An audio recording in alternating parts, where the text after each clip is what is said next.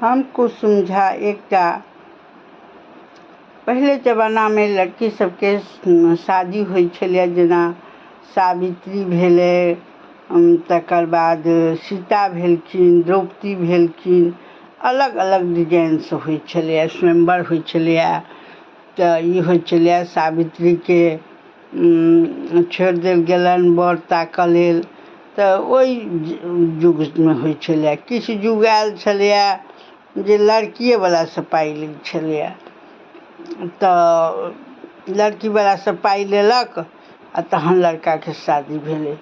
किछु युग आयल छलैए जे गाँवेमे बसा लेल जाइ छलैए, ओकरा जथा जमीन दऽ कऽ ओकरा बसा लेलक, लड़कीके बियाह करा देलक आओर बसा लेलक। फेर एलै जे आब लड़कीके बसायल नहि जाय, भर भगिनमान भऽ जाइ छै, तऽ ओकरा की केलकै, किछु पाइ दऽ देल जाय, जे सम्पत्ति छै तऽ ओकरा दहेज नाम धऽ देलकै।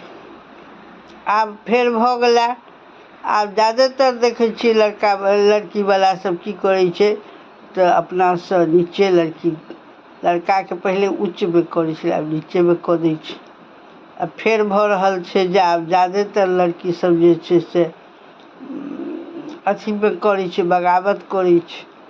तऽ युगक परिवर्तन भेलैए, तऽ युग सब जहन अबै छै से परिवर्तन होइ छै, तऽ अहिना होइत अबै छै। तऽ आब की करतै, जे से फेर आब भऽ जेतै किछु दिनके बाद लड़का लड़की अपनेसँ पसन्दसँ करतै शादी, जकरासँ मोन हेतै तकरासँ।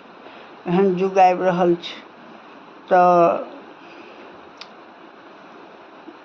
सौराठ सभा लगै छलैए, ओहिमे सभक बियाह दान सब केहनो बर कनिआँके भऽ जाइ छलैए, ओहो प्रथा छलैए, ओकरो सब तोड़ि देलकै। जेना गुजरात सबमे डाँडिया खेलाइ छै, तऽ ओहिसँ अपन लड़का लड़की ओही डाँडियामे पसन्द केलक। महाराष्ट्रियन सबके छै गरबा खेलायल, ओहीमे पसन्द केलक। सब जातमे अपन अपन रिवाज सब बनल गेल छै, आ सब एक दोसरके खराबो कहै छै, एक दोसरसँ नीको छै। बियाहोके लेल एकटा माहौल बनतै तहन ने, ओना कतऽ जेतै लड़कीवला, कतऽ लड़कावला, तऽ ओ नहि होइ छै।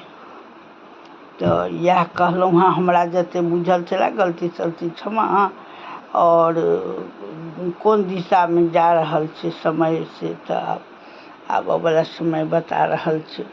लेकिन देख रहल छी समय आब वएह आबि रहल छै, लड़की स्वयं अपन लड़का चुनतै, जे बरमाला डालतै आ सुनतै, वएह युग आबि जेतै फेर।